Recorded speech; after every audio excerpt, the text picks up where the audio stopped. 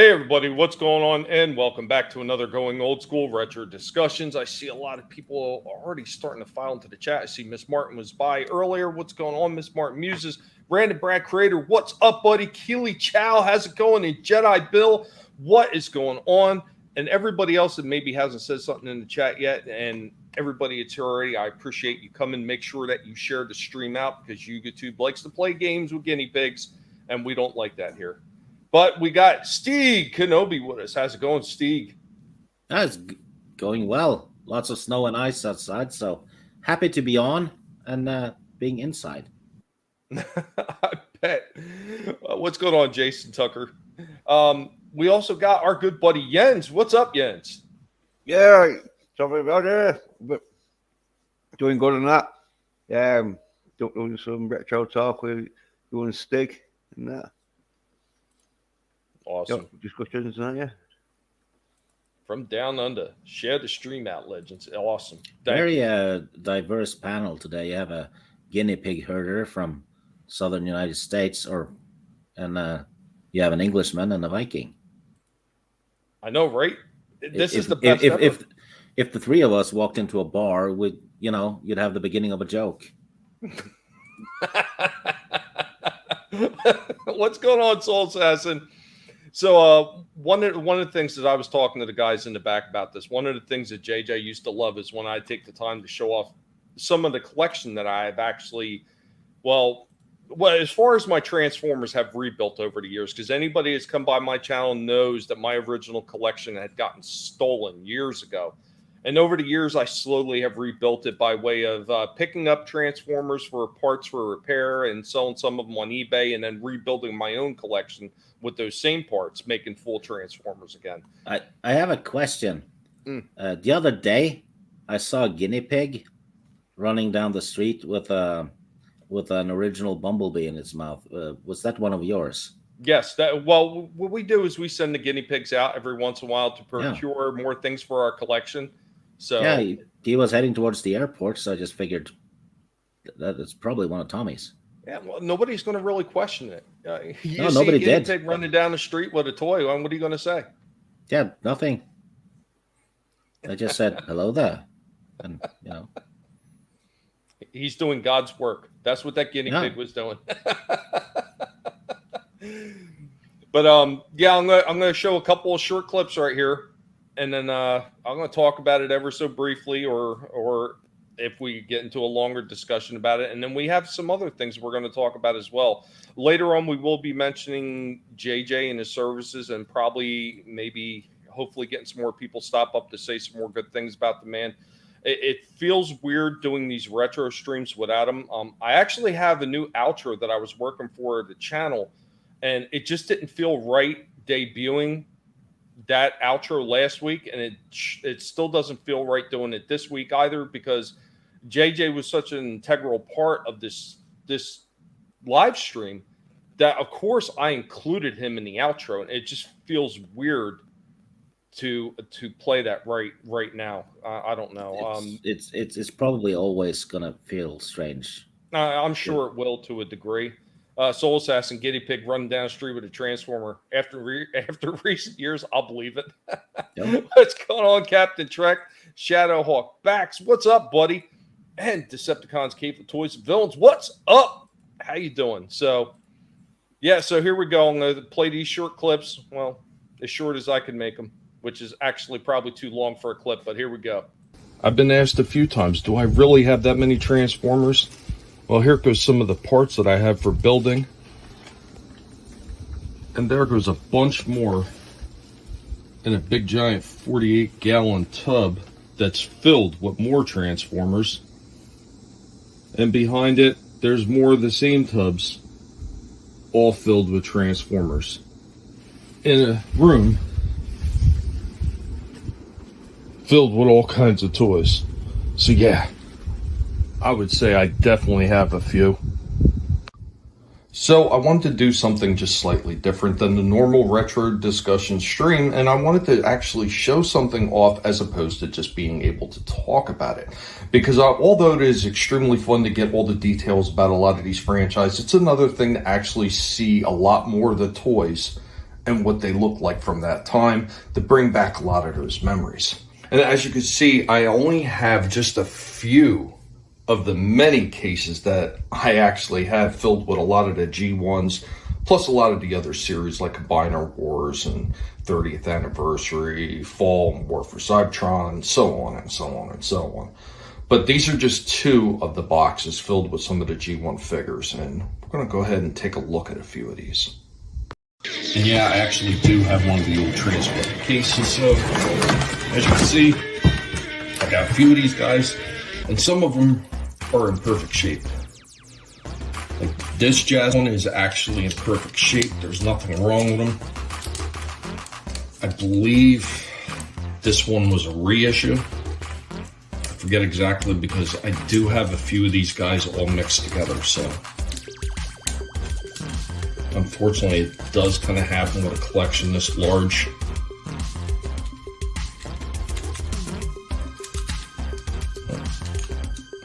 I just shortened it.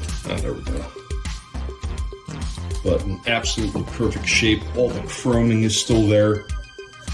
Amazing figure. I love Jazz. Jazz was actually my very first larger Transformer that I'd ever gotten. Of course, we got the Power Dashers. I mean, these guys were super simple. That's it. Nothing more. And of course, like the Omnibots, one of the other Power Dashers which turns into a car. The Drill Power Dasher as well. And a few of the other smaller mini-bots. This was an original one that's broken. And then you can see two different versions of Cliff Jumper, because once Car sent them over, they still had ones in different colors, so you get a yellow Cliff Jumper. And yes, this is Cliff Jumper. This is not Hubcap, who was released later on. And then the other one, you can see a lot of the other figures that I have,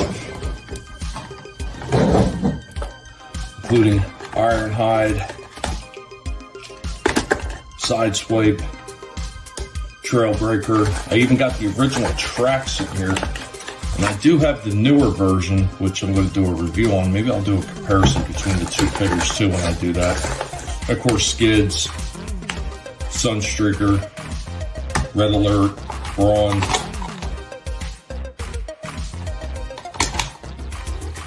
Pipes, Huffer, Gears, Bumblebee. I got two of the same tape, which I believe he's Eject. And of course, I got a Wheelie as well as an Outback. But, and of course, a messed up looking Blue Streak. Not perfect, but it's kind of what you get with a lot of these collections, unfortunately, because people didn't know what to take care of it. So, I mean, that's just a few of the ones that I have, and that's, yeah, there's a whole bunch of individual cases like that sitting in those big giant 48-gallon tubs. And I've got loads of them. I've got most of the first series. I got, of course, I got multiple Megatrons. I got multiple Optimus Primes. I actually sold a bunch of Optimus Primes on eBay because I had so damn many of them. And then I had the one tub with all the Optimus Prime parts and everything in them. Shockwave, you name it. I've got just about all of them. Some of them are not complete. Like I have the one Jetfire I have doesn't have all his armor and everything like that. I've got an Omega Supreme that's missing a few pieces of his armor, and a Metroplex that's missing some pieces. But all of those guys are intact. They're just they're missing the extras. But I spent a lot of time recollecting them. I reckon sometimes it'd be best to just try and get some plastic and try and remodel them yourself, because it can be impossible to find them. Yeah, because they always got lost as kids. The kids never take care of the extra bits. They always fall down. Well, I know some people I was talking to people about that, Jens, and what's going on, Lasso of Truth? Hello there. And Shifty Gizm, what's going on? LDG, I see LDG popped up in there. Bone, what up, Bone? Captain Trek, what's up, Captain Trek? So I have a question for all of us. It's a double one. What was your first Transformer toy, and which was your favorite in general? that is actually a bit of a tricky question. I know. I'm So tricky. technically, one of the cassette tapes was my first Transformer. Technically, now why do I say technically? Because originally, when Takara made what become the Transformers, they were part of the Microchange and Diaclone line.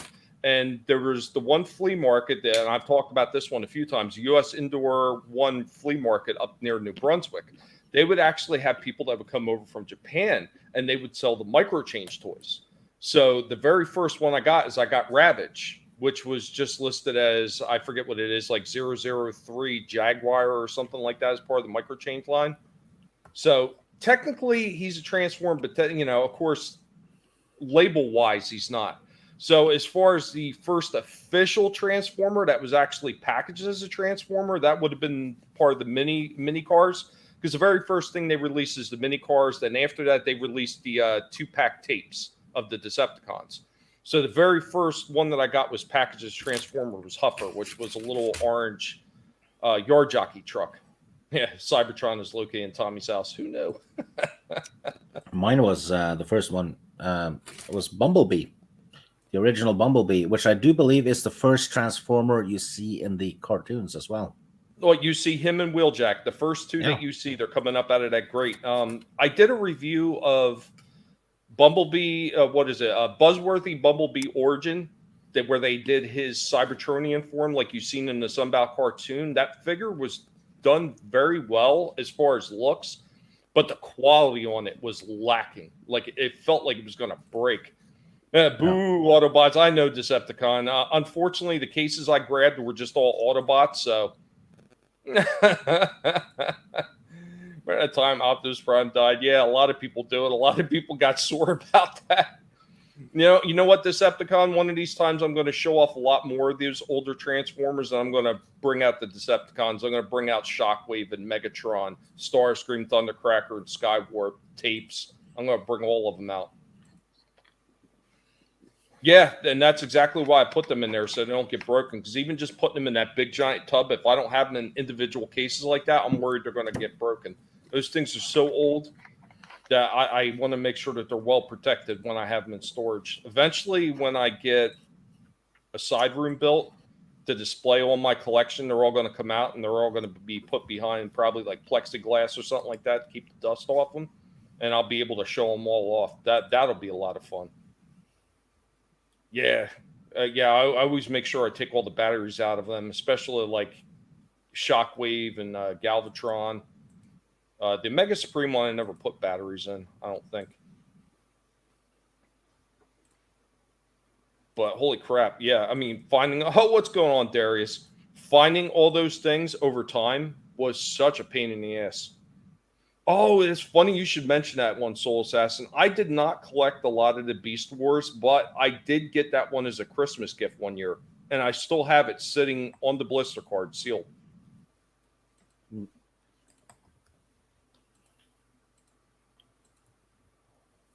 My first Transformer was Optimus Prime, because it was one of them where it was a sort of like main one in that, and so got him with the trailer thing, which was a bit of a disappointment because he didn't really do much, and I really just played with Optimus Prime, but I lost his hands. And same here, the hands. Yeah, I lost them. Yeah, and then like I don't know if I lost the gun afterwards, but once you lose the hands, then the gun becomes pointless, and so yeah. I had the exact same problem. I had that Optimus Prime, the original, and the hands were gone pretty damn quick.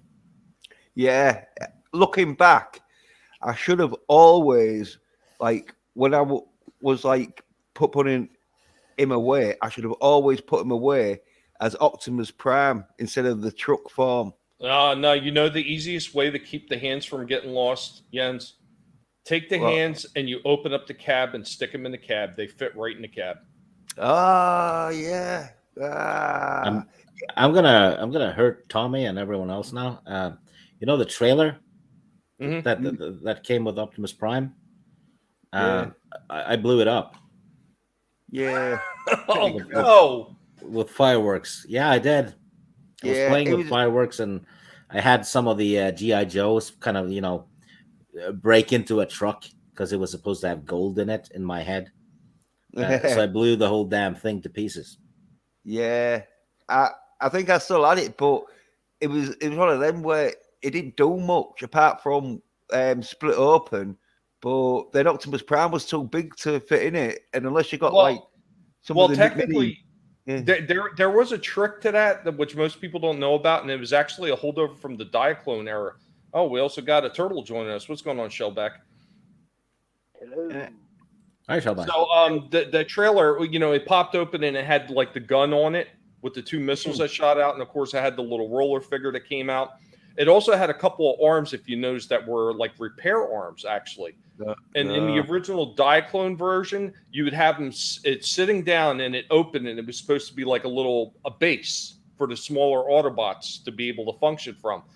But there was Yeah. also a thing in the Diaclone where you actually stood it up, and Optimus Prime could stand underneath the trailer, and it was supposed to be there to make repairs for him. Because in the original Diaclone version, Prime wasn't sentient; he was basically a mech suit. And that's why Yeah. they came with the Diaclones, came with those little mini figures that used to sit in the cabs and everything. And that's why they had the opening cockpits on the jets, and they had the spots in the cars where you could pop it open and put a figure down in it. That's what it was there for. Yeah. As I say, I didn't really play it much, sort of thing, and that. And when you had Optimus Prime, though, the trailer was like just a bit of plastic. That I forgot it fired missiles, but I might have not even like had one that fired missiles. I don't know. Yeah, I think he came with 3 missiles. It was the trailer came with 3 missiles. It came with a little rubber hose. It came what most people thought was a gas nozzle. It's actually not a gas nozzle, from what I understand. It's actually supposed to be a MIG torch end. Right. He also came, of course, with the roller car and all that. But yeah, like a lot of times those little parts are always missing. Like they disappeared faster than the hands or the gun. Yeah. Last of the Truth has a question. Question for all you Transformers fans: what were your thoughts on the Michael Bay movies? Yeah, I didn't mind them.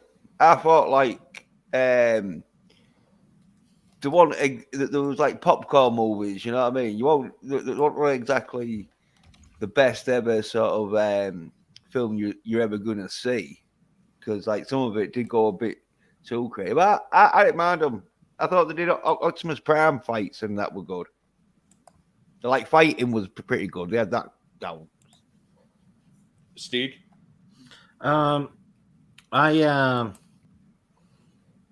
I liked the first one for what it was, because the Transformers, it's not Tolkien or Star Wars. It's not supposed to have one timeline, So I treated it as a alternate universe, I guess, So I enjoyed the first one because that one actually had an okay story, I thought it was superb to see Peter Cullen voice Optimus Prime again. And then after they got worse and worse, though, in my opinion. And I did like Bumblebee, also again just for what it was. It's Yeah. I I like the first Transformers and Bumblebee, and they're like guilty pleasure movies, kind of. Yeah.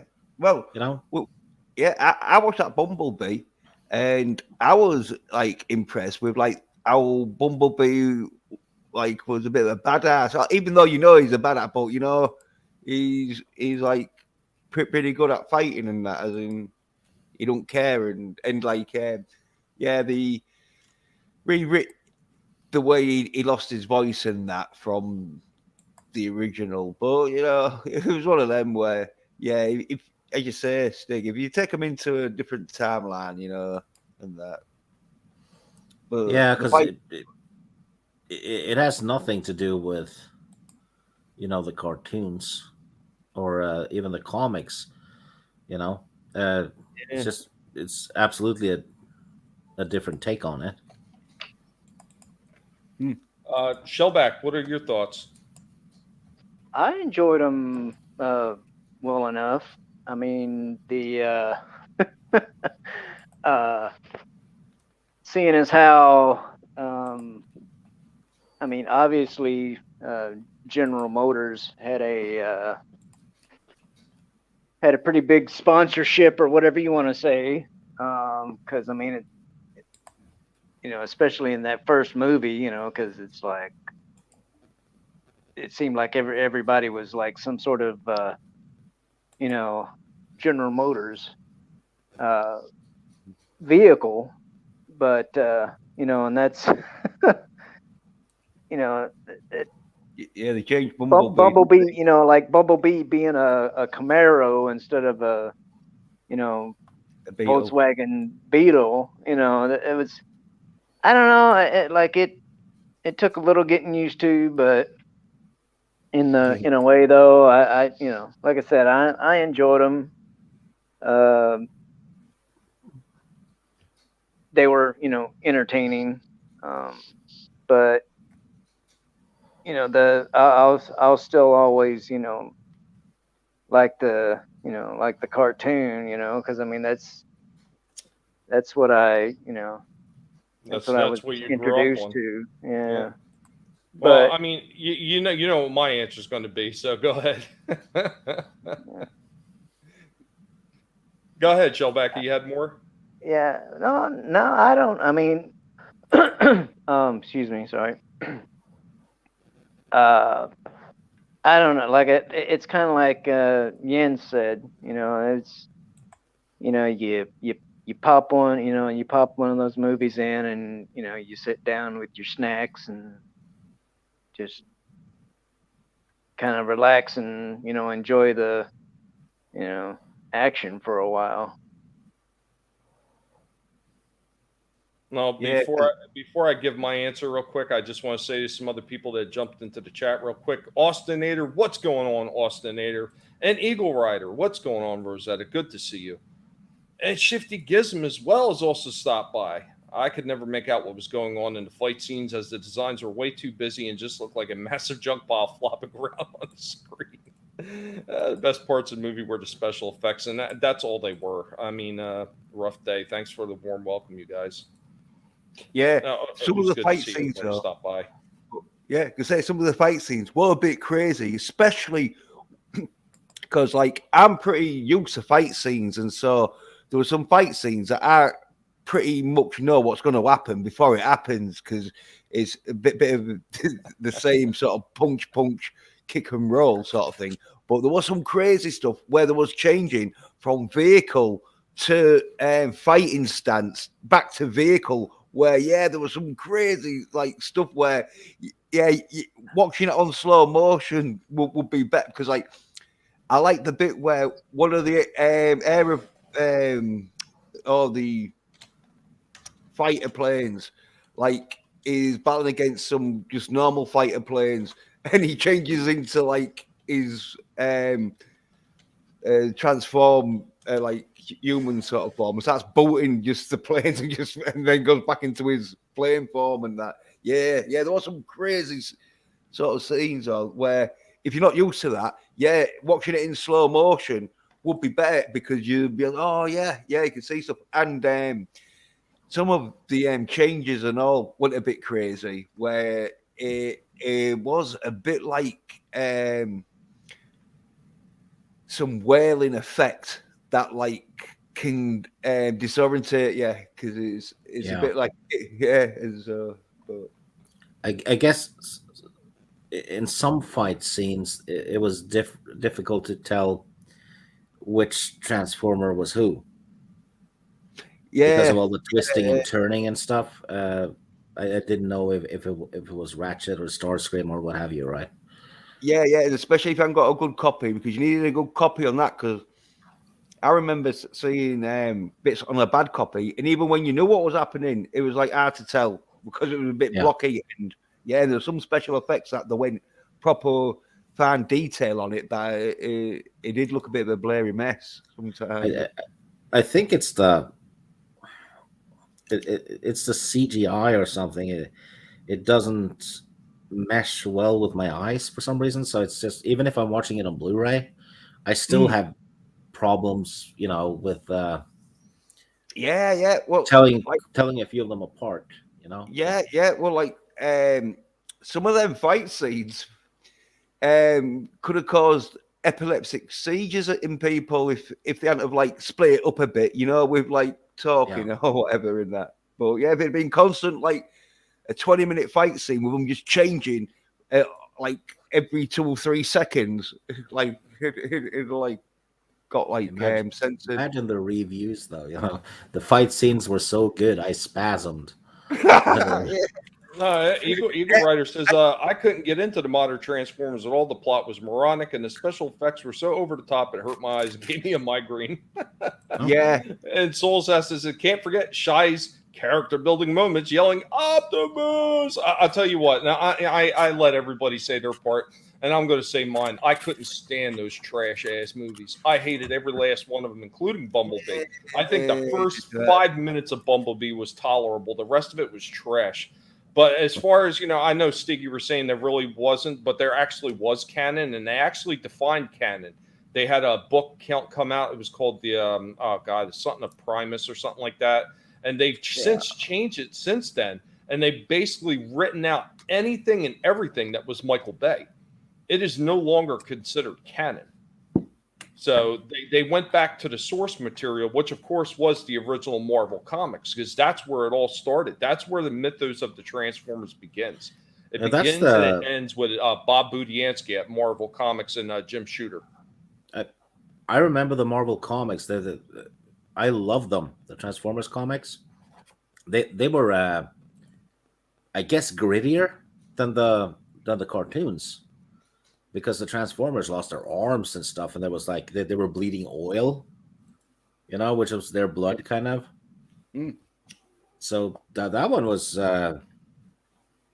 almost R-rated if you think about it. Well, bleeding oil technically makes no sense. No, because their lifeblood would actually be energon, and that's why they have to consume energon. So if anything, when they get smashed open, they should be bleeding energon. Yeah, absolutely. Yeah, I think the films did get sort of made more sort of different in that, because but the essence of the Transformers, I thought they captured that, as in like they had good fight scenes, and like they had Optimus Prime speaking like Optimus Prime, but he wasn't acting like Optimus Prime though.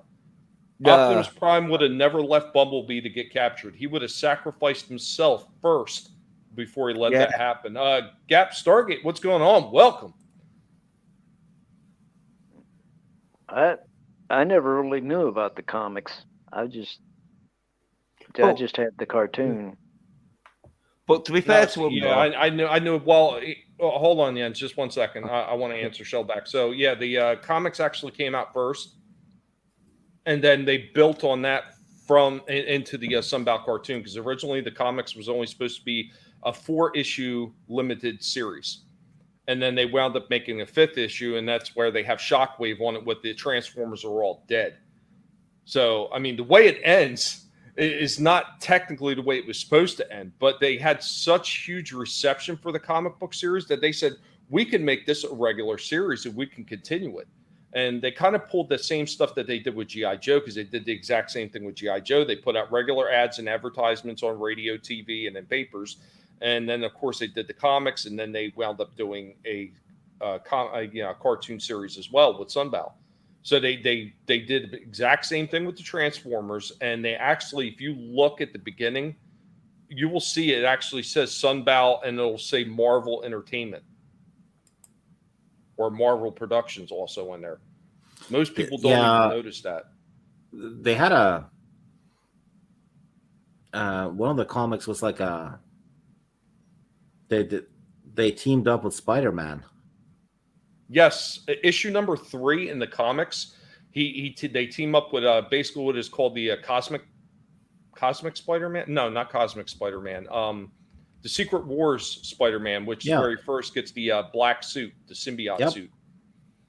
I have that issue in a collector series, and that was really good. It was red, wasn't it? What's that? You had who was it? Was it Trailblazer and Spider-Man teamed up? Oh no, it was Gears. Oh, Gears, yeah. Yeah, it was actually one of the smallest mini cars in the original series. I got a question right here. I got to get back to Bone. So, which Transformer is in the worst shape and which is in the best shape in your collection? That's a tough question. I would say I have a couple different Jazzes, and I would say probably the Jazz might be in the best shape. I'm not 100% sure. And as far as the worst shape, that's actually pretty rough because I have a lot of doubles and triples, and some of them are in terrible shape.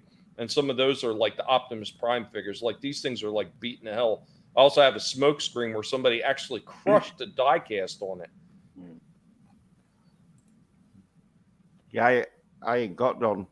Like, I wish I did, but yeah, I only had a few, and I had loads of He-Man, and like, when I got a bit older, they got like given away or sold, I think, and that because then my Transformers, I had them till I was only at like about 20 or something, and so like there was like 10 years old, so there'd been like the collectors and that. So yeah. In fact, Tommy, you might have even bought one of that, but like I don't know. But I was just gonna say back to that film though, they didn't do it too much from the comics, as in like Optimus Prime was still kicking ass. So even though he should have like gone back for Bumblebee, but he was still kicking ass. He didn't like scream, "Oh, Bumblebee!"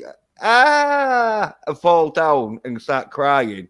You know, at least they made Optimus Prime like talk like a man and act like a man, even though at that stage Bumblebee was pretty pissed off. But that's the army for you, sort of thing that like they're in. But yeah. What's going on, son of a red shirt? Welcome. You know, I have to say though that there was one change that they made in the Bay movies that I kind of enjoyed, and that was Hound. You know, because like in the 80s cartoon, Hound was an army jeep. An old school army jeep at that, yeah, like Korean War. And you know, in the Bay movies, they changed him into they made him an MRAP, and I thought that was a little bit more fitting, you know, especially, you know, in this day, you know, when it came out, you know, it was definitely more appropriate, you know, because the army doesn't have jeeps anymore, you know. Shellback, is that the one that smoked the cigars? Yeah.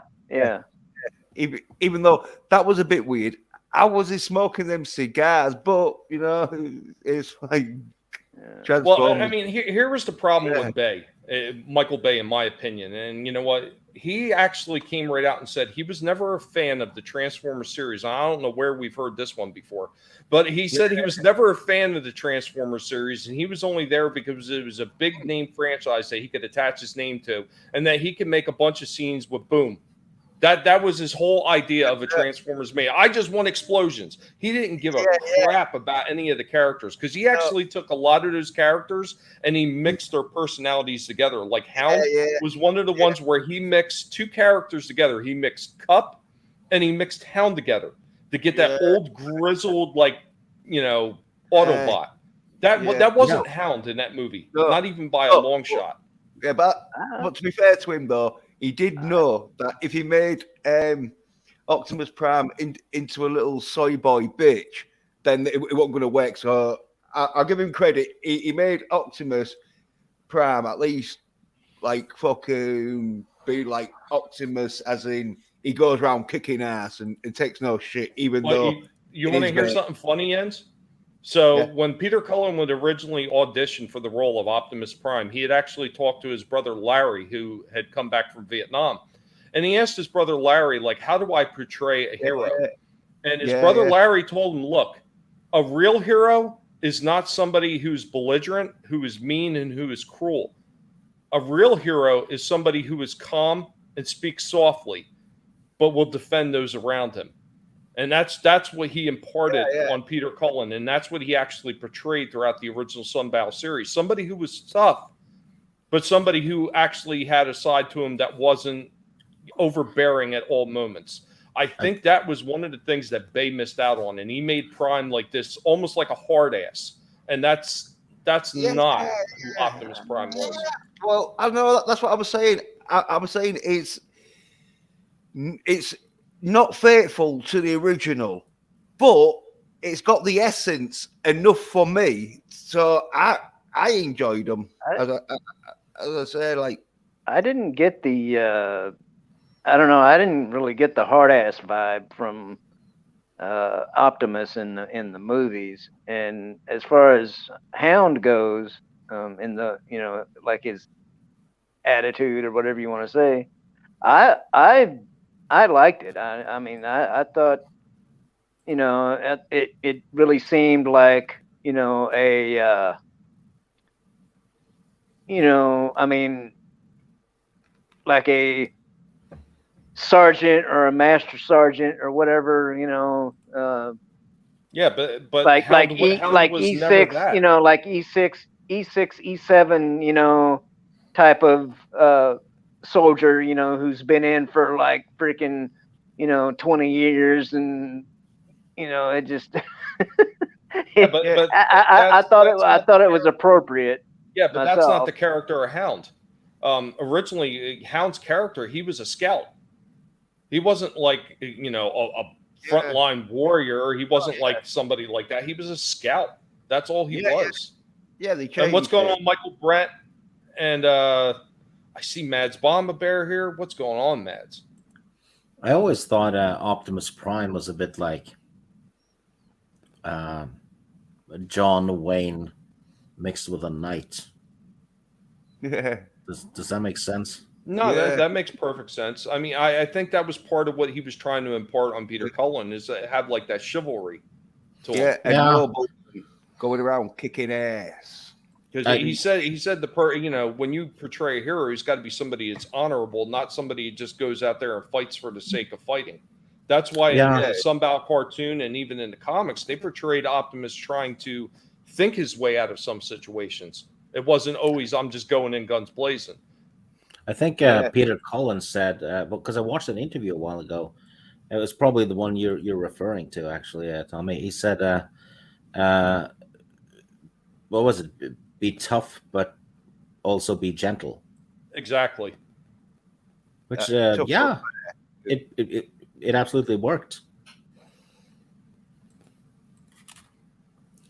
I mean, I think there was a lot of things they could have did with the Transformers as far as the movies were concerned.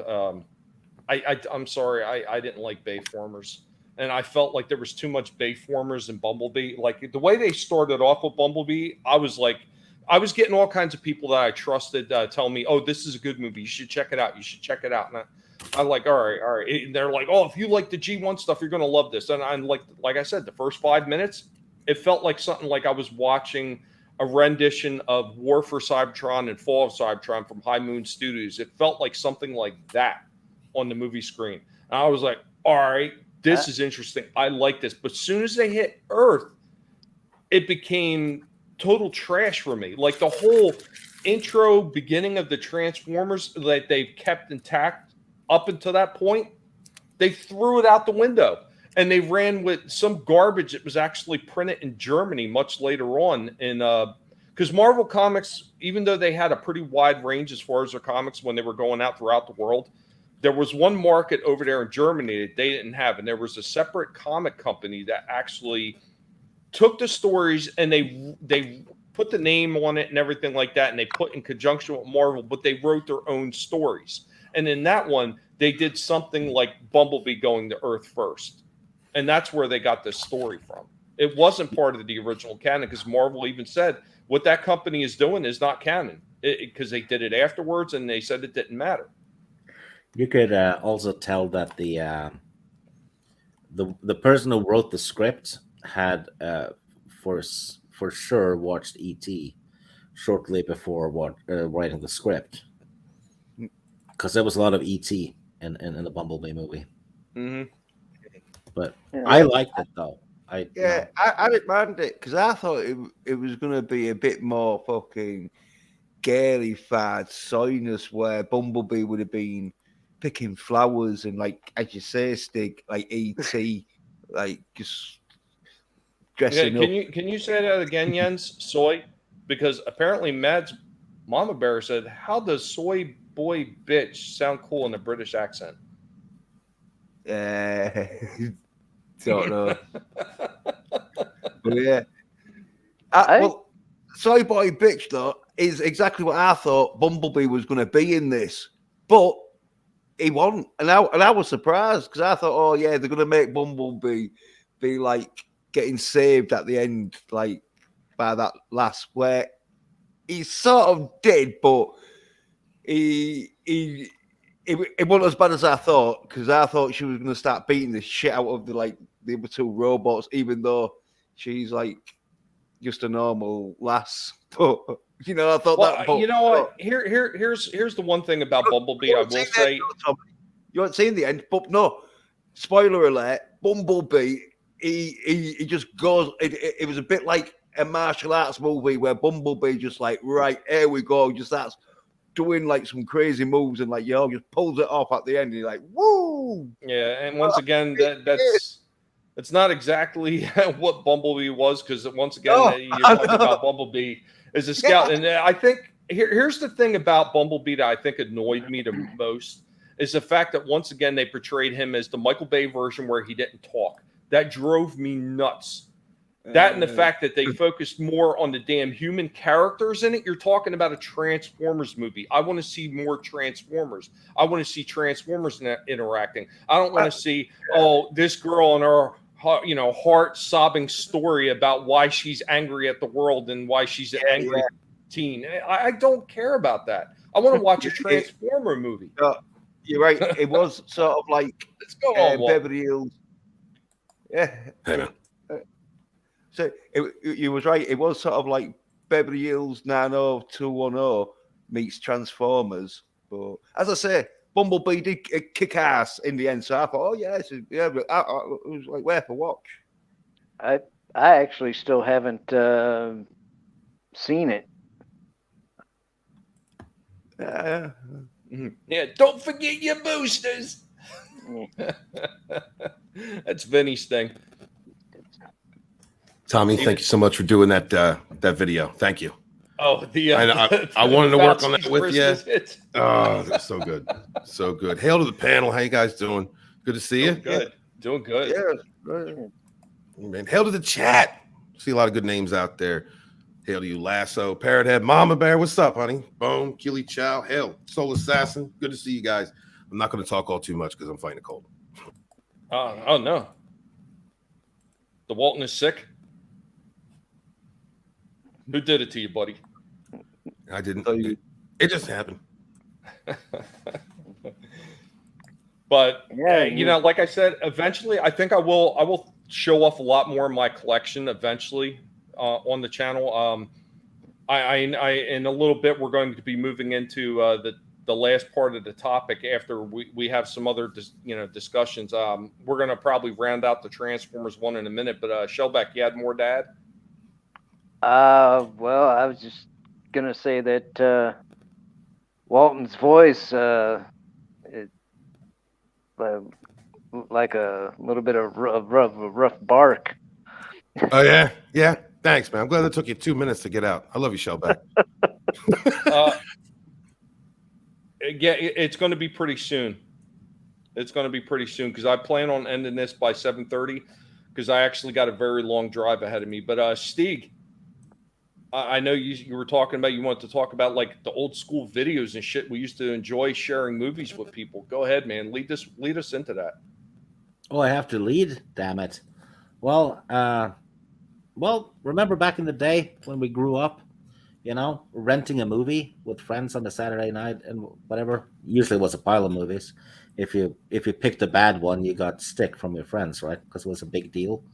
Money was invested and all, and that's lost, you know, with streaming services and what have you. Because now you just have to, you find a movie on Netflix, you watch for 10 minutes and go, yeah, this wasn't fun, and then you scroll along to the next one. Well, back then, if you picked a movie, you pretty much watched it 3 times, even if it was shit, because you had paid money for it, right? So basically, it's with streaming services and tablets and messenger apps. It has killed the living room, hasn't it? Or the basement movie corner or whatever. It's gone. You're For right. the most part. Yeah. It's and that I thought that was maybe a retro topic to talk about as well. No, absolutely, it is. What's going on, Alyssa Victoria Parker? How are you doing? AVP, haven't seen you in a while. What you got, Jens?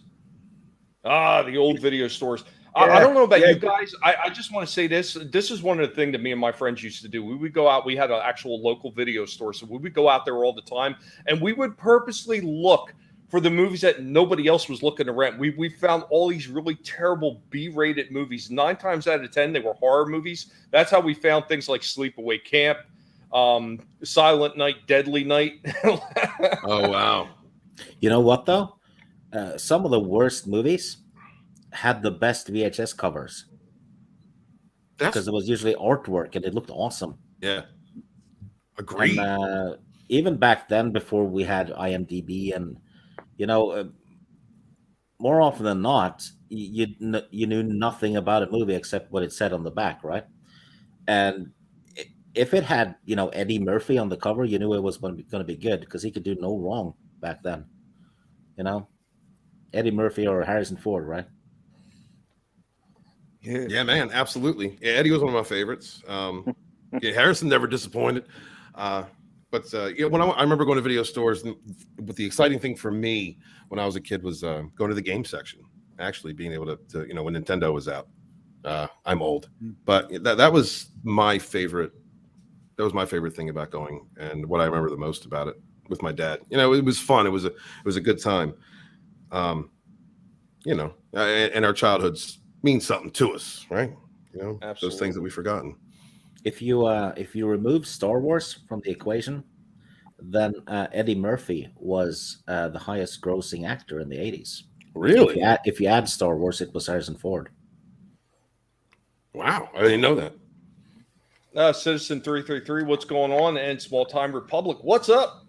I see a lot of people talking about, still renting movies or B movies for the win. Yes, really bad horror are fun to watch and make fun of. Yes, absolutely. It was a challenge to pick out the right movie in a video store. It can't be equal today. Another thing I remembered is the curtained off section in the video store. The one you weren't supposed to go into unless you were 18 or older. Yeah. Yeah, really bad if we went in there during puberty because you'd come out with a boner. My dad would. My dad liked that section, and he would never hide them. So maybe that was bad parenting. I don't know what Stieg is talking about though, because there was no black representation in Hollywood before 2017. I mean, Jackie Chan movies weren't popular either. It's confusing, isn't it?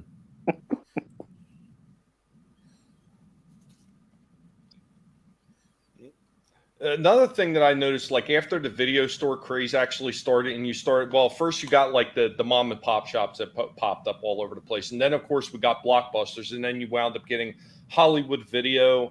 At least I remember those on the East Coast. I'm not sure if they had all those on the West Coast or not too. But Shellback, do you remember any other franchises that were out on the West Coast? Well, I mean, I didn't come out to the West Coast until like 1997. Okay. Yeah, I'm not even sure, but was West Coast Video out there? I would imagine we had those on the East. I don't know if it was just a Oh name God, or if that's I where it forgot originated. all about West Coast Video. I have a fun little story though. My uncle used to he had two VHS, well, Betamax players actually, and he used to rent movies and copy them, right? Because if he had two players, he could copy. And he was building his, like a movie collection, big one. Pirate And then collection. later on, when we visit him a few years later, he's outside burning a fire, and all these movies are in there. Oh my God. And he just looks at us and says, "I have lost." And then a few years later, I was asking my dad what that was about, and it was, because VHS beat Betamax, so he had a bunch of movies that weren't worth shit. So he burned them. I remember standing there, but by the fire, looking all grim and sad, and saying, "I lost." That's Well, an emotional response. That's a hell of a response. Yep. I love Betamax. Yeah, he could have converted them onto VHS, but he'd been like, "Oh, I'm not going to tell him now. You remember they used to always want you to rewind your videotape back. Yeah. Yeah, well, Be well, kind, right there, rewind. Soul Assassin has kind of mentioned that a little bit right there, because that was part of the, it wasn't a late fee, but it was an extra surcharge that they would hit you with if you didn't rewind it. Another thing a lot of those places did is they sometimes, when they closed the doors, they had those drop boxes. And if those guys didn't pull them out of the drop boxes in time, you would wind up getting a late charge for them, even though you had already dropped them off. If they didn't put it into the system in time, you got charged a late charge. And Dead Punk Gage, what's going on in Apex Comics? I see you here as well. Low budget martial arts action films didn't start getting popular at the 89, well into the mid 90s. Yeah. Well, matter of fact, we were watching one with Slasher not that long ago with the Cocaine Ninjas. Yeah, speak for yourself. I think there was quite a few in the 70s sort of thing, because Yeah, I agree. after Yes. Dragon, that's when the side cut getting released. But yeah, but it was like late 80s when you started seeing that big surge, especially with like the ninja movies, and that's when it became overly popular. American Ninja and Van Damme stuff. Back by the time the mid 80s came, that's when it became popular, which I was like buzzing, because it was like, American Ninja, fucking class. Ninja Turtles was probably inspired by all that. Oh yeah. And you had piles of video games that had to do with ninjas. Yeah. Well, I want to talk about the rewind though, because if there's any younger viewers, right, and they start complaining about, time and that it takes to download or whatever, right? The reason why you had to rewind it was because it would take about 3 or 4 minutes sometimes, depending on how good your VHS recorder was and how long the film was. But anyway, they used to do that because they didn't want people to get home and put in a videotape and have to wait like 2 or 3 minutes for it to rewind to the beginning of the film. Technically it was common courtesy to rewind. Yeah. It's flushing after you use the public toilet, right? Yeah. Well, I don't know about you guys, but we rented so many videotapes that we actually just bought a rewinder, because most people didn't realize when you rewound your tapes in your VCR, it actually ruined it. Yeah. Yeah, over time it did. There was that sort of time on the video sort of thing where it'd rewind it, but then when it'd get near the end, it slowed so much that it was add an extra minute on. You're like, oh, there's 5 minutes I've got to wait just to watch E.T. or whatever you had in the video. And what's going on, Tim Possible? Welcome, buddy. Worst thing was is if your video was going a bit crazy and it'd snap your tape, and if it was a rental, there was like £100 sort of charge, or a grand depending on like what film, if you damaged the tape.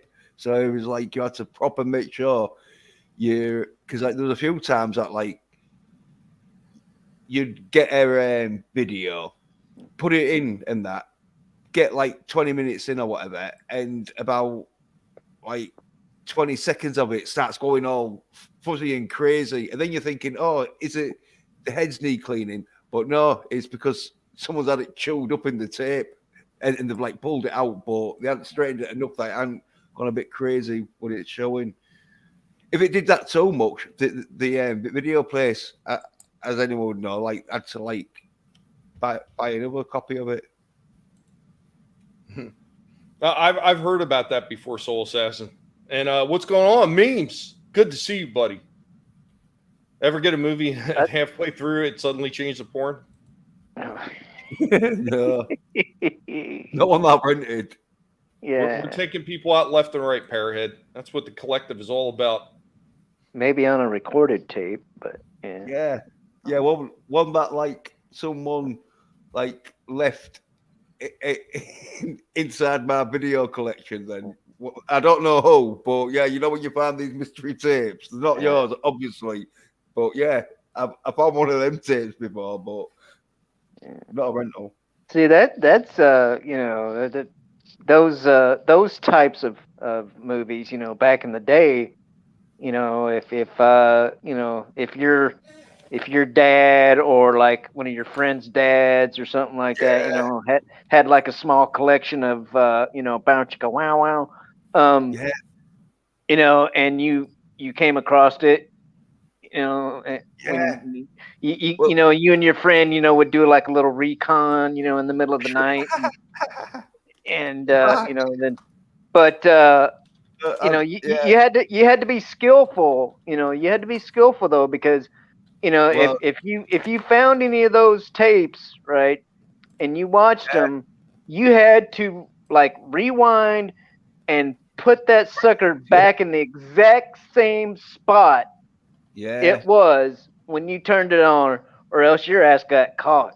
Like that. The kids today don't know that struggle. You know what I'm saying? Yeah. Right. Apex Comics. I want to open a comic book store and video store in one called Comicsgate and Comics and Video. that would actually be great. You call it You'd comics label it- tape. If you want it hard porn, you usually label it somewhat like animal documentary or somewhat really fucking boring that kids are like, oh, what the fuck? Politics hour. I don't know, what I mean?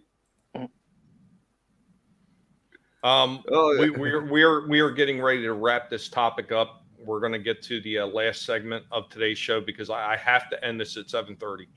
I have to get rest. I've got a 6-hour drive coming up ahead of me, so I want to hit some of the people in the comments here. Yeah, rental tapes weren't released for sale. Were like $100 back in the day. Yeah, some of them were even more than that. Hell, what's going on, Chris Fisk? What's up, buddy? Good to see you. Guinea pig art. I actually have my daughter working on that, Rosetta. I saw the She's guinea actually pigs had working on gotten a a comic lady book. the other day. Was shared on Twitter today. Yeah, I seen it. We totally take responsibility for that. Yeah, it was her own damn fault. But I want to get into this last topic right here. So, I mean, obviously, many of us remember us talking about it last week about JJ, and he meant a lot, not just to this channel, obviously, but to the broader community in general. I mean, some of the things that he brought and some of the people that he brought together, it was amazing. And we seen that last week with some people that refused to actually even be in a same chat, let alone wind up being on a panel together. And I think that was amazing that we all got brought together because of JJ like that. And the reason that I'm bringing it up one more time, because, with everything that happened, his services are actually going to be held tomorrow in West Jacksonville. I am planning on attending. There's a few other friends that I know that are going to be attending. I know Chris Knight is going. I know Hanstar is going. I look forward to meeting those guys. Unfortunately, I wish it was under better circumstances, but yeah, it's roughly a 5 to 6 hour drive depending on traffic. What's going on, Chaos Way? Welcome. But if I had any way, I'd be there just to support, considering how much me and him knew each other starting out. But unfortunately, there's no way. But send everybody my love for that, Kay. Well, we are actually talking about that. Chris and Han and all of us are trying to figure out a way to do it. I was actually thinking probably the best way to do this is that his sister said any cards, any messages, or anything that was going to come for way of the family to give to her. I'm not sure if she's going to do like a big thank you to everybody, exactly what she's going to do, but I figured probably the best way is to get a big card and put everybody's name on it that wanted to send her condolences and it couldn't be there. This way, nobody gets forgotten. Like, reach out to me. Let me know that you want to be included in that. I mean, if you guys don't know my Twitter handle by now, shame on you. Yeah, what the fuck? Where have you been? I mean, it's Ratty Rackinson on Twitter in case. But if you want to be included, just send me a DM. My DMs ain't closed down. I'm not like some people hiding it. I don't care who says anything to me. Just be warned, if you come at me with nonsense, you're going to get smacked around like a biznitch. But I gotta admit, I have locked DMs, but you've seen since the beginning of my time doing this stuff online, the kind of sleazy stuff people send me or say to me. Yes, that wasn't absolutely. a dick pic. That Absolutely, was art. ABP. I'm sorry, Steve. Go ahead. That was great. What was that, Stig? I said that wasn't a dick pic. That was art. Well, it was small enough. I hope it wasn't a dick. I might steal that one. That's the I'll reason credit why you though. use glasses, darling. But yeah, a bunch of us, like I said, Hanstar and Chris Knight, they're like leading the charge with a lot of this stuff. They've got actually something pretty wonderful planned for JJ.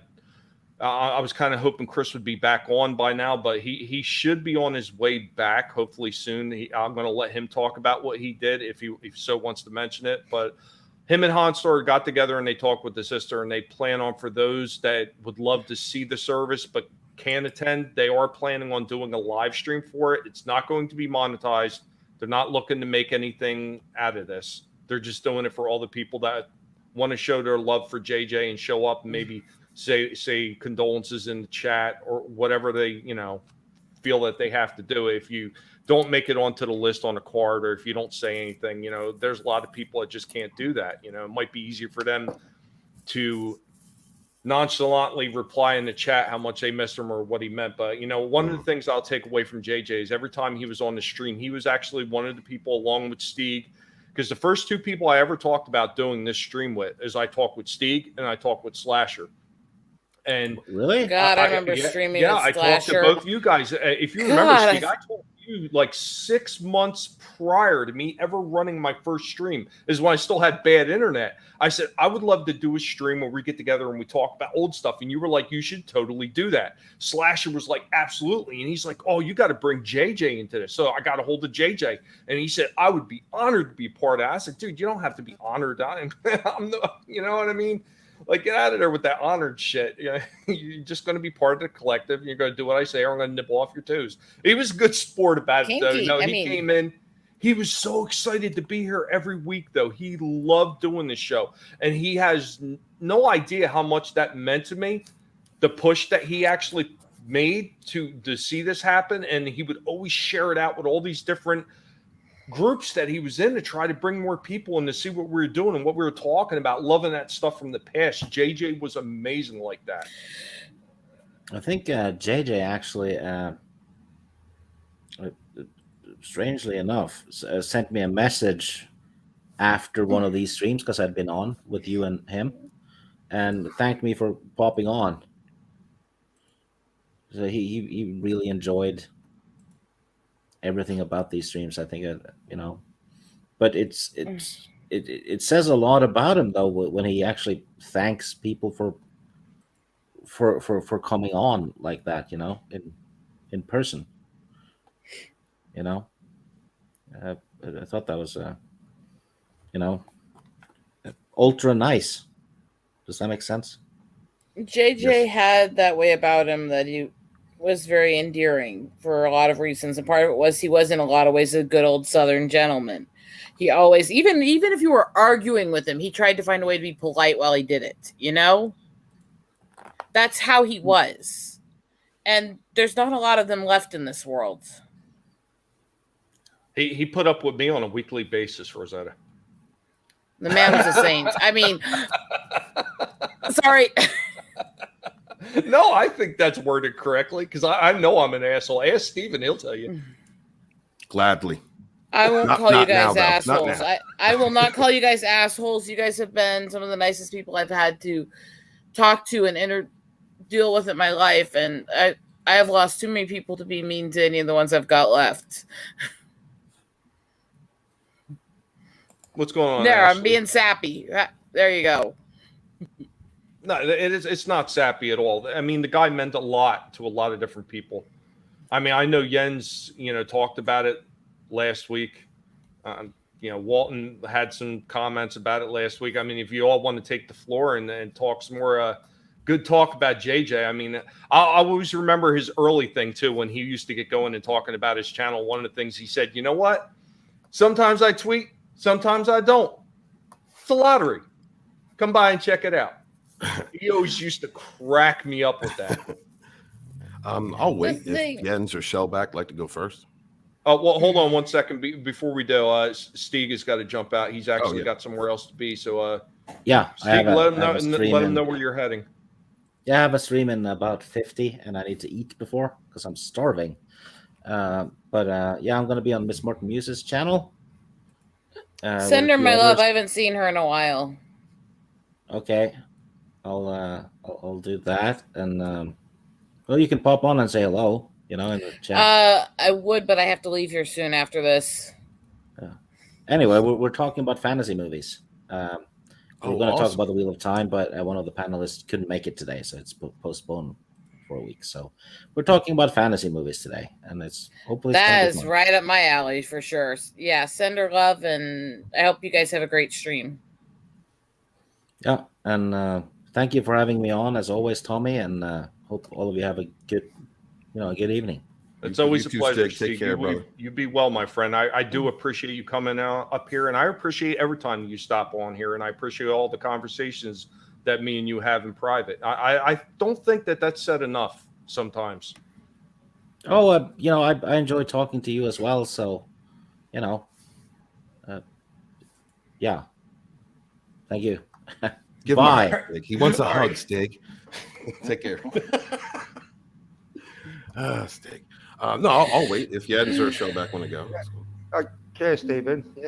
Yeah. I remember, I said, I didn't know JJ that long because, but it was so pleasant that we were was talking and that, yeah, and doing streams together, and I always check me well and that, and back even to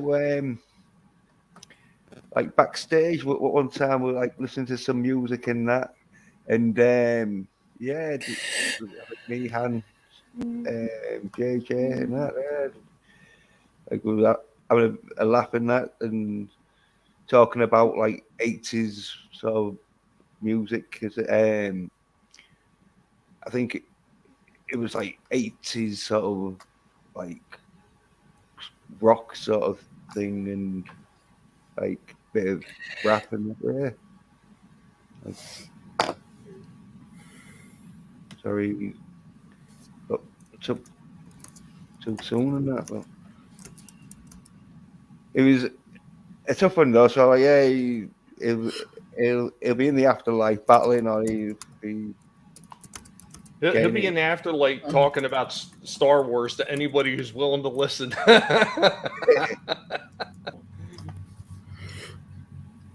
Probably That was sitting the there thing. in that great Waffle House in the sky talking about Star Wars, having a cup of coffee. Yeah, late teens tunes and that.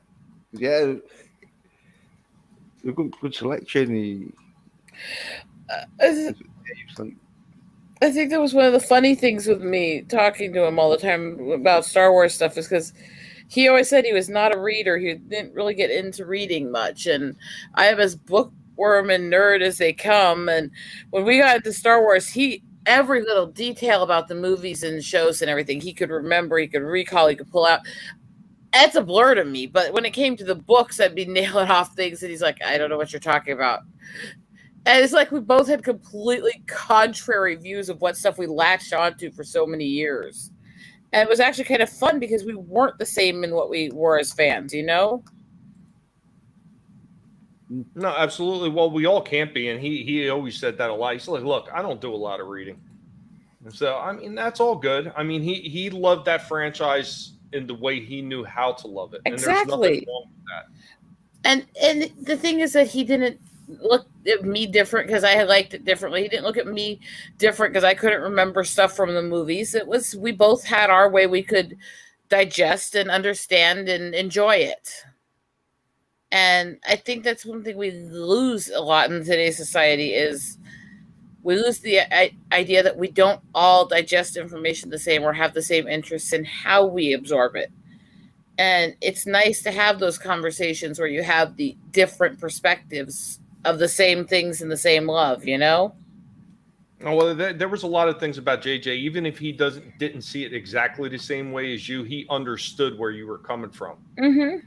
Because there might have been, maybe he didn't see everything exactly the same way as say somebody with somebody extended Star Wars franchise stuff, but there were other franchises they did completely wrong, and he hated how they did them. So he understood where you were coming from because he knew it was a place of respect, especially if you knew what you were talking about. I remember two of the things he said to me all the time. Well, A, we always teased each other, so he'd always come on the panels I was on saying, I am here to give you shit. And that was literally what he'd say to me to greet me all the time. And we'd tease each other. But the other one I remember was he always gave me crap because there's so much I don't like about modern society. I'm such an old-fashioned girl. And he would literally sit there and he'd start listing things he liked. He's like, yeah, I don't like that. Yeah, I don't like that. Oh, but you hate everything, girl. He's always saying that to me. But it was funny Yes. because he was lightheartedly laughing about the fact that we didn't have almost any of the same interests, you know? Absolutely. I think Meme sums it up pretty simply. JJ respectfully disagreed and was still friends. Absolutely, brother. Shellback, did you want to talk about JJ for a minute? I mean, I didn't know. I mean, I knew him obviously, but I, not as well as like some of you, some people did. Like I didn't, I didn't stream with him as much or anything like that. But when I did, when I did talk to him, yeah, it's pretty much just like everybody, said. He was, always courteous and, just he, my big deal though is, he wasn't even, he was like a year or two younger than me, and it's like, it kind of puts things, in a little bit of perspective, when you're around the same age or even older than somebody who, is no longer, roaming this earth, it's just, yeah. But he did have some like health problems, but he was that sort of guy that like he didn't really show it, or you couldn't really tell.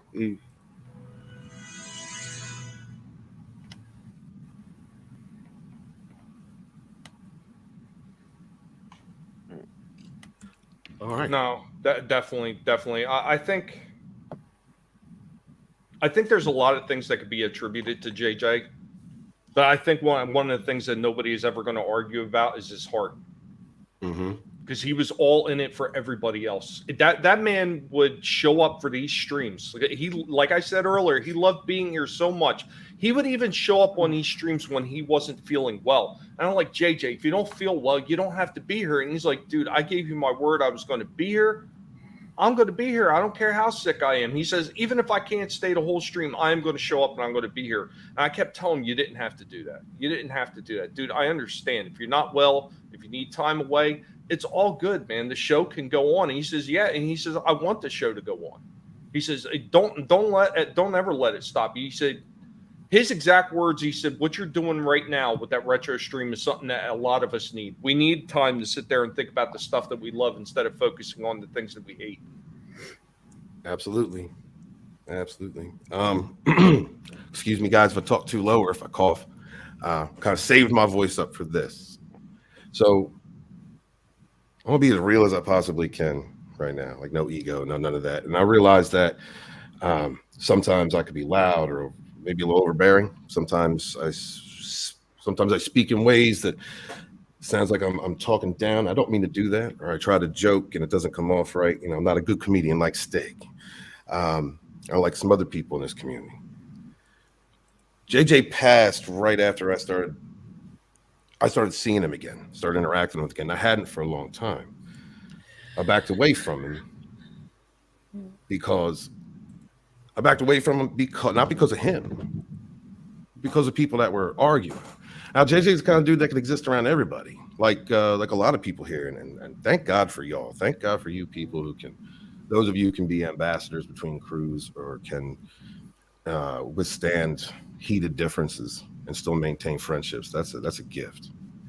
JJ is one of those people who bring people together. You could argue with you, could have a debate or anything, and he'd still be there. It was a loss because I really wanted to start working with him again. What touched me was that he was the first person to reach out to my girl outside of like Rogue and outside of our little clique. And I'm seeing her up there and she's around Chris. And I see her up there, the week later, and she's up there with Han. And these are dudes that I met when I first started. And a lot of people were inspired by others to create channels, to make their voice heard, come together.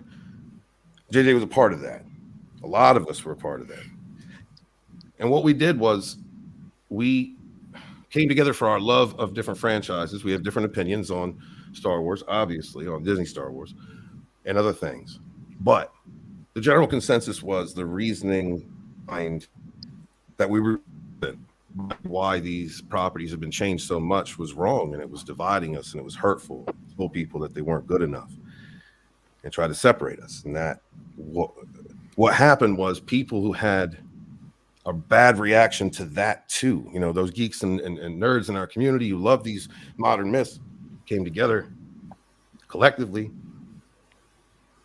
and hearts like JJ's, hearts like everybody here, like y'all in the chat, those hearts, good hearts, no, we're not going to take that. I'm not going to hate somebody because they're different. We've been fighting against that for years. We all came together and decided to stand together and put aside differences. That first year was beautiful. We built something together, guys. We built something together that was a foundation for others. Yes, those others grew. Some of us in that cluster grew and shot up, and good for them.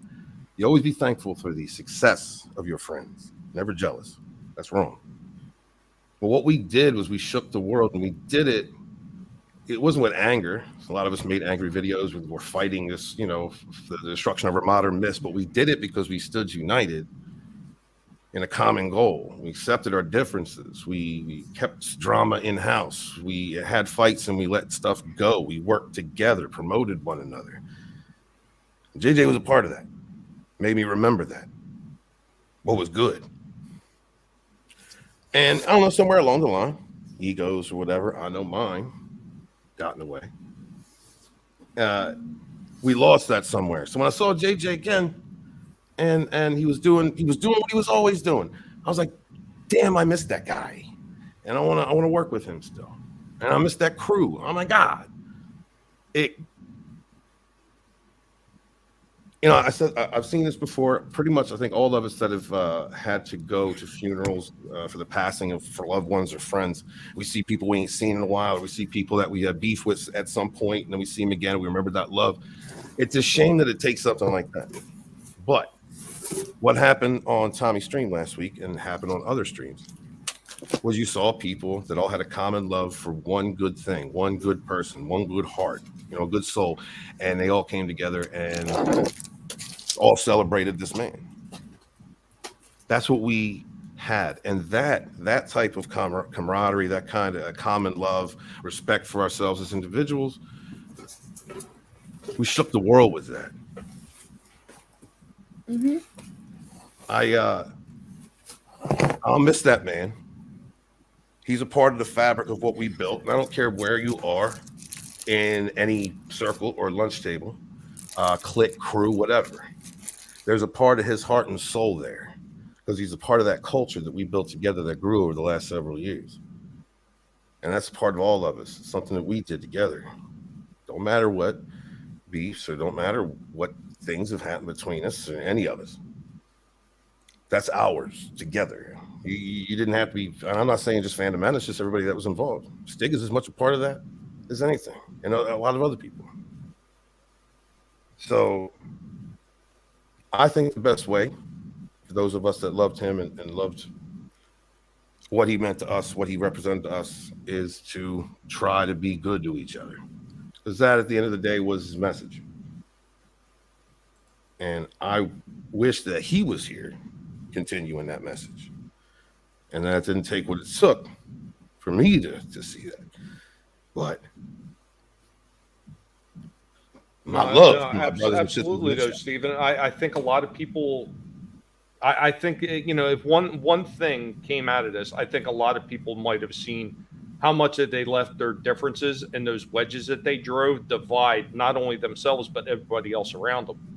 And to even have people reach across the aisle, even if it's only for one day, even if they could only put their own petty differences aside for one day, I thought that was something. That was something. That is like a building block to people being able to repair bridges and fences that have otherwise been irreparably damaged up to this point. Now, whether or not some of these people are going to take that to heart and continue that road, well, I mean, without getting into it, we've seen a few people that obviously can't. There's always going to be people like that. And they're not going to stop with their nonsense. And some of them might even try to use this as a way to try to further their own stupid, pathetic agendas.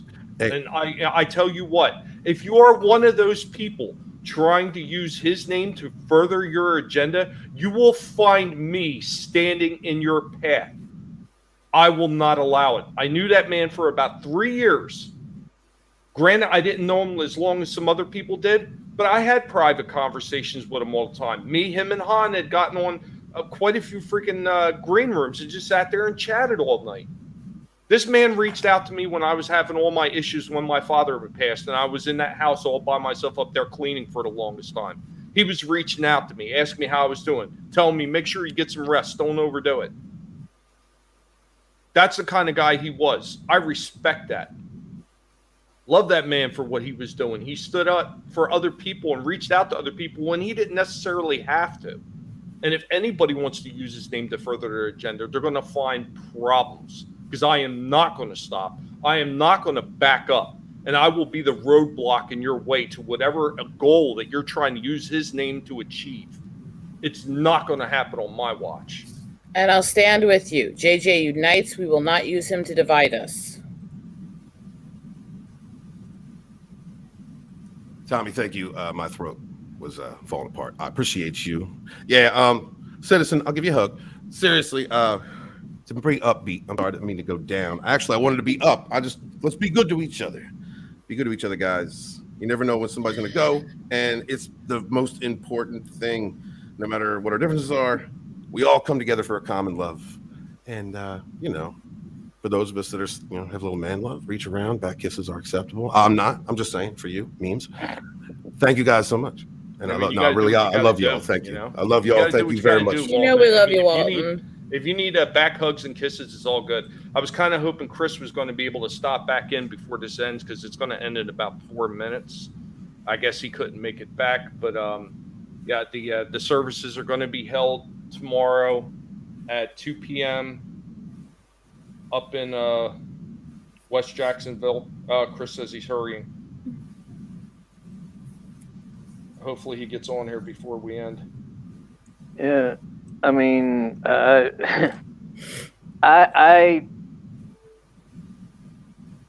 definitely have to say that what Walton said was, you know, I don't know that any of us could say it any better than that. So. No, I don't think any of us really can. Try to remember to love each other, even when we've had our fights and our spats and our little infighting in the community. That doesn't mean shit. We're supposed to be here to help each other and love each other. I mean, I know there's some people that some of us are never going to get along with. I mean, that's just what it is.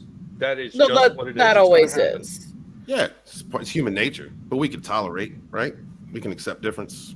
I mean, here's the biggest thing. If there's somebody you can't stand that much, you know what? This is just a message from the Guinea Pig Collective. I'm just a lone guinea pig giving some advice. If you're a human, you don't have to take it. But I would say if you hate that person that much, just don't interact with them if you can avoid it. Right. Hey, Chris. Soul Assassin's asking for a link to the stream. I'm No. not sure which one he's referring to. No. Oh, there he is. That was Chris. No. If you guys don't know, I am the head of everything. Walton over there just wishes he was. Tree humper. I'm so jealous of Tree Chris. humper. It's that beard. I can't grow a full one. I don't feel like a man, but I know you can. How you doing, Chris? Sorry, I'm doing all We- right. We were Smile. We were waiting for Chris, not Ego. Okay. Yeah. Okay. Well, that sunglasses aren't on. Okay. So I don't know if you've told everybody Zordon. I was actually waiting for you to say it, Chris. Okay. So I'm here to answer and field as many questions as I can in 2.5 seconds. No. Okay. So I'm here to announce what's going on tomorrow with JJ's memorial. If you are not in the Florida area and you want to watch, OnStar will be streaming it on his channel. Thank We're you. hopefully going to have it scheduled tonight, and I will send the link to Tommy and everybody else I can think of. Walton, I'll send it to you. Shell, I'll send it to you. Just make sure it gets around. I know I'm a spammer. Everybody says it. I'm just trying to promote my stuff. I'm sorry, guys. If you hate me, I'm sorry. But I will be spamming this everywhere. I will spam it out too, brother. Yep. I just want it out there, guys. Again, I've said this before. My stream yesterday was not monetized. I'm not doing this for money. Honda isn't monetized. Doesn't matter. If you want to help the family, they have everything they need for the memorial service. In the next day or so, I will be setting up a GoFundMe for his sister who wishes to give money to the pastor who is performing ceremony. And I have gotten a hold of people with the 501st Legion of Jacksonville, and there will be at least 3 stormtroopers there standing guard at the entrance of the sanctuary or where they're doing the service as a gesture and a gift from all of us. I know I reached out. I didn't ask anybody about it, but I'm the one that reached out because I tried to think of something he would have loved that would have been something that could be a gift from us. And that's what I figured we could do for him. So that is going not on behalf of me, not on behalf of anyone, but on behalf of all of his friends and family who were here on YouTube with him, because his stance on this platform, even though his channel is small, he filtered into so many different places. Comicsgate, the Fandom Menace, Fandom Collective, my stuff, Chaos Central, just tons and tons and stuff. And it's just a matter of trying to say, hey guys, this is what we can do, because they don't want any more money themselves. As soon as I get the GoFundMe set up, I will let you know. The other thing, give me a day or so. Hopefully I can get it this week. I'm going to set up a PO box in my name because I have his sister's address. She doesn't want to give it out, but if you have any cards, any gifts, whatever you want, you send it to me, and I promise you they will get to his sister. I would say stick with cards and stuff, not anything that's perishable. Gifts, I don't know if that's necessary, but if you want to send Chris, a card, I Yeah, was also suggesting to some people that maybe they don't have the time to wait on that. I told them to just send their names either to me, you, or Hanstar, and we can get some cards together and put their names on it to send to his sister. yeah, that's fine. Right now, Tommy, that's fine. Anybody you know that can get directly a hold of me, since I have a direct contact with his sister, and I'd say Hanstar also, but Tommy's down there. We'll work something out where we can have something sent to somebody, and we'll go from there. But give us a couple days, because right now I don't want to inundate his sister with a lot. I want to get past this memorial. I want to give them time to think about that. and then we'll go from there. And she understands, and she's perfectly on board with that. Like I said, the live stream will be on Honstar's channel. We will let you know as soon as we can when it's scheduled. It's going to be 2 p.m. tomorrow, Eastern Standard Time. It might start a little earlier because I don't know if he wants to get the pictures of the people who are in the Stormtroopers gear. I don't really know. I'm going to talk to Honstar here in a little bit about that. But I know that it will be streamed. And other than that, that's what we got right now. So if you wish to send cards or something, just hold on just a second. I already told her we're going to do a video. If you want to do a video presentation, like just something to his family, that can be sent to me, or put it on your YouTube channel if you've got one as an unlisted video. And when it comes time, I will ask you for it, or you can message me. I have a ton of messages here, guys. And actually, I'll tell you what, I'm going to put it in the private chat.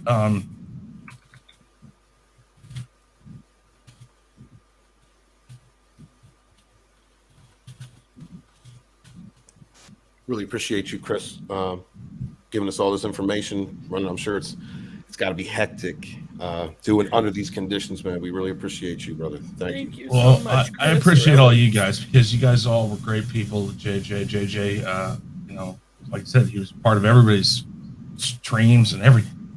To act like JJ belonged to one person or one channel or anything is ridiculous. Because, and I said this yesterday, is that if I called JJ up, I'd be like, "What are you doing?" "Oh, I'm just sitting here watching YouTube." He was watching everybody's stuff, always watching everybody's stuff.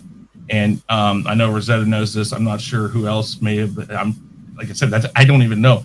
If you had a link out there, lots of times he'd just jump on, and that's what he did, and that's what he loved doing, and so it was great. Tommy, right there, that is my email address. If you want to put that in the chat, they can email me if they're going to have a video or something. Like I said, that's going to take a minute because I really want to give a good presentation. The only thing I ask, guys, is remember this. His family, some of them are religious. I want something we can send to his sister, that the family in that area, in Jacksonville area, that she can have like a dinner with them and they can play this.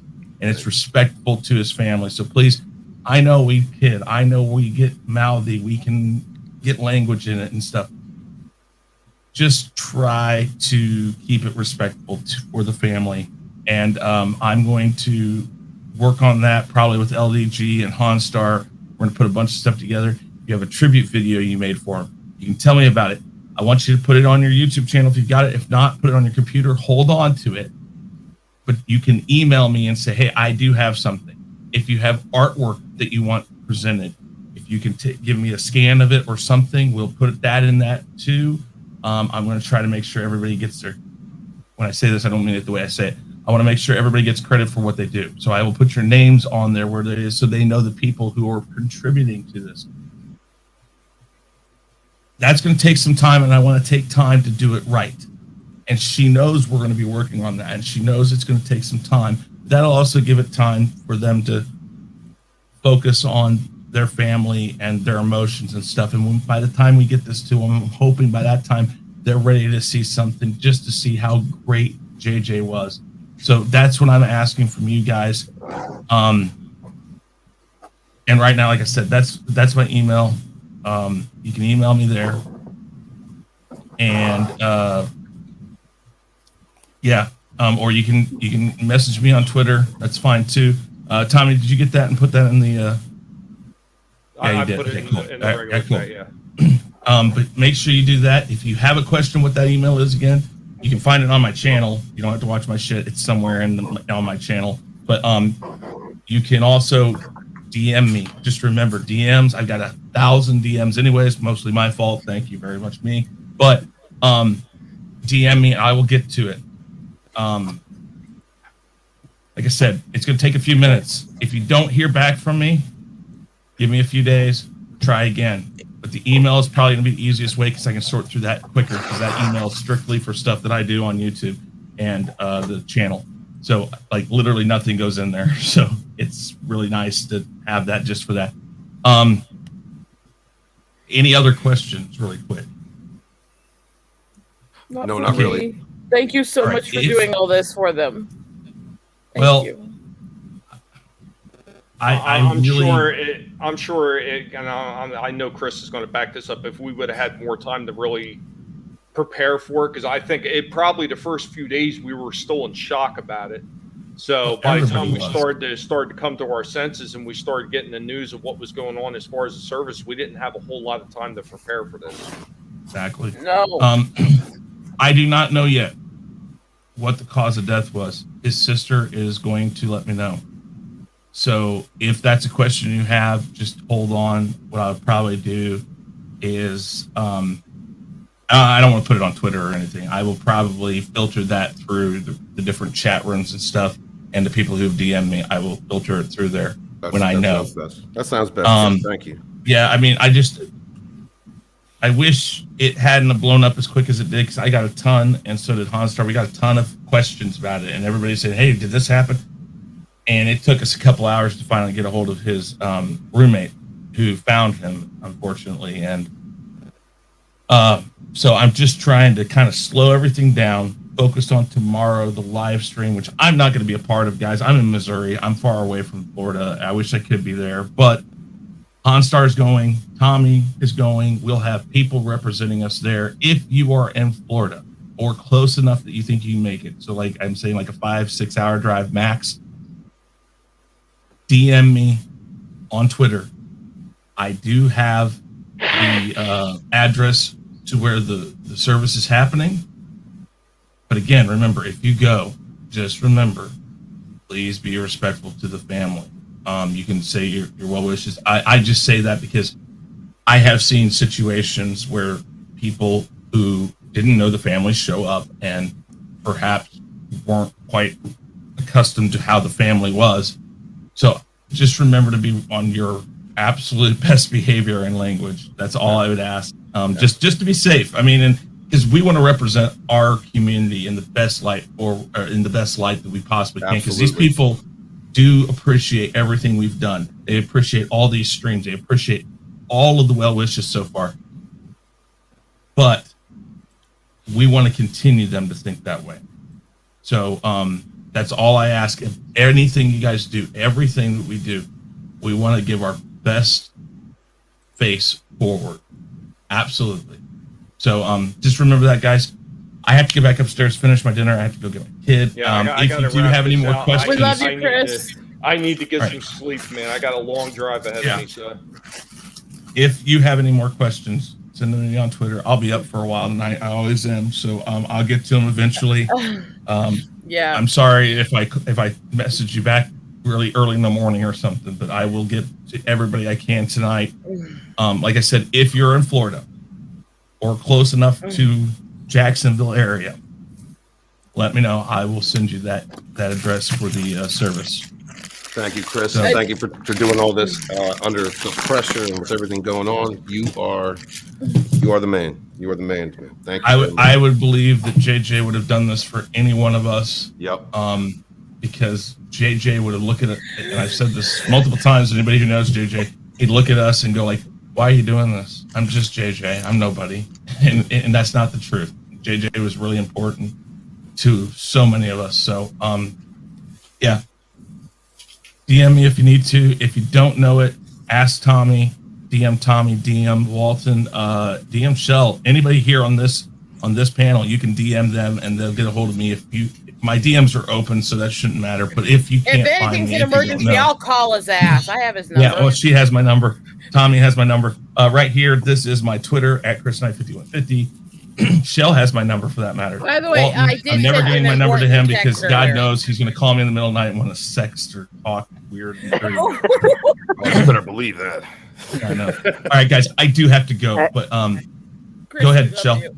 Actually, Chris, you need to get a hold of me because I had to get a new phone and a lot of my contacts didn't transfer over. So. Fair enough. I will. One more I'll thing, DM Chris. you my number again. Yes. Try to check the text I sent you this morning. It actually is really important. I did see that. I will check Okay. it and see. But Please, we'll 'cause, talk yeah, some today's more. a hell of a day. In fact, I will tell you what, sometime maybe next week on a Monday, I do have like a backstage area. I'm just not at it all the time like some people are. I might throw that out there for you guys if you want to filter in throughout the day to talk to me individually. Like I said, as far as the video that we're going to send them, cards, things like that, there is time to do that. We're just focused right now on tomorrow, making sure that video, that stream is up for everybody. And if you see that tweet, it doesn't matter if it's from Tommy, Walton, anybody, you see that tweet and it says it's for JJ's memorial. Even if you might not have known JJ, even if you might not have gotten along with JJ, there's always that possibility. Be respectful enough to pass that along. Retweet it. Don't just hit the heart. Just retweet it. You got it. Because the more people who retweet it, the better that coverage gets. Twitter will pick that up in there. I'm going to send it out on Facebook and Instagram. If you got those, do it there too. Just let's get it out everywhere. Even if it's random people watching, that's fine because we want people to know about JJ. We want to know that how important he was. So, guys, I do have to go. Thank you, everybody here. I appreciate everything everybody has done this week. So many tributes, so many great things you guys have said. Thank you. So, Thank you, Chris. I'm glad you were able to stop in. I mean, I was kind of hoping to close this out a while ago. I got a few things I got to do before the I know. I'm so sorry. Trip. So, yeah, I'm so sorry. It is what it is. You know, it was very important that you get that information out to everybody because I want everybody to be able, if they want to participate in some way, shape, or form, even if it's a card, even if they want to send their name into a pool, and then we'll put their names on a card to pass off to a sister and to the family. I mean, I just wanted you to be able to get that information out and share the 501st thing because I thought that was amazing that you were able to put that together. Yeah, and they're doing a wonderful job because I got a message from them yesterday saying we're not sure if we're going to have people to do it, and now we've got at least 3, probably 4. The guy who contacted me said if he's off early enough, he's going to go, but we've got 3 people going. I will tell you what, if I can find something online that is a card that everybody can go in and digitally sign, I might do that because I know they probably got something like that. So we'll work on that. Tommy, me, anybody who can look into that. I'll keep in touch with you if you go that route, Chris. I'll just transfer all the names that have been sent to me over to you.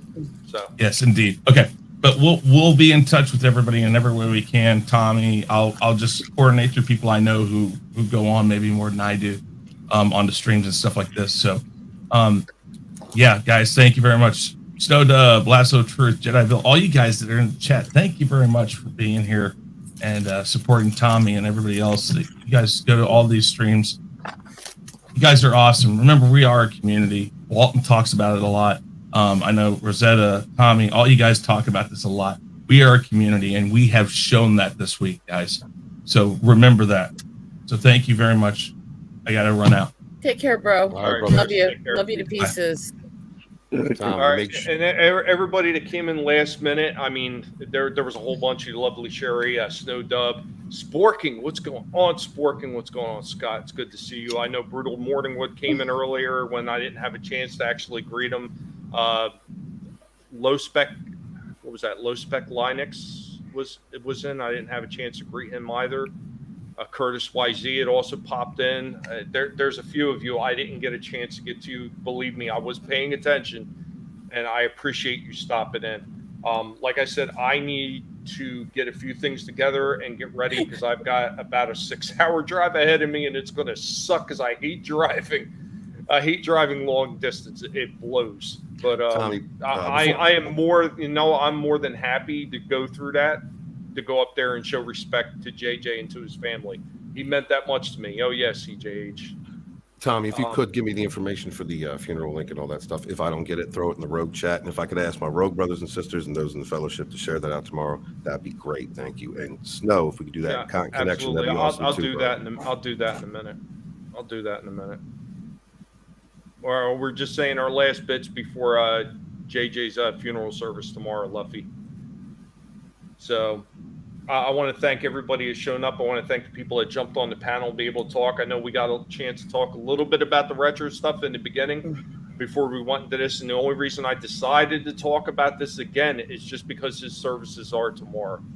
If it wasn't for that fact, I wouldn't have been bringing it up because I feel like, this is something that just needs to be kept in house with a lot of people that know him. But I know there's a lot of people that are in the chat right now that appreciate JJ and they love JJ and they wanted to hear about him a little bit more. I'm going to always remember all the things that he brought, all the good things, all the positive things that he brought week in and week out, not just to my channel, but to everybody else's channel, like people that are up and coming, that are just getting started, like Darius, people like Captain Trek, Jedi Bill, all those people that were running with the Insomniac crew. JJ was there for them all the time too. Of course, Chris Knight. God, I remember that. Yeah, Slasher too. Like I had Slasher on here, and Slasher and JJ clicked, and they started doing random movie talks. And everybody else that JJ has reached out and touched, he appreciated every last one of you for even taking the time to allow him to come up there and speak his mind, to be able to share his thoughts, and to be able to share a camaraderie with you. Absolutely. Lasso of Truth out there saying, my heart goes out to all of you. JJ sounds like a great person. I'm grateful that he helped build a community I am happy to be part of. Well, you helped to build it too because you're here. You got a good heart, just like everybody else in the chat, everybody on the panel, and those that aren't with us. We all build it together. JJ's heart was a big part of that. And I'm glad to be standing on a foundation that started with such a good soul and brought together so many good people.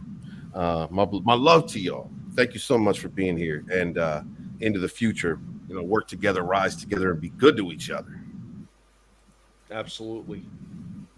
Once again, people, thank you so much for being here. I mean, I hate to cut this one short because I know there's a lot more things that people would probably like to say, but I mean, honestly, like I said, I don't have the time because I got other things I got to do. I got to get ready for this. So remember, guys, never let anybody tell you what you can and can't say, what you should or should not watch, who you should or should not be friends with. Hell, because that is not what it's about. It's about being able to reach out to those people that mean something to you, be able to share those stories about them and share stories about the things that you love from the past. Never let anybody tell you you can't say that. And of course, as we always do here, because JJ used to love when I did this, we're going to take you out the same way that we brought you in with that intro. Thank you so much, everybody. Later, y'all.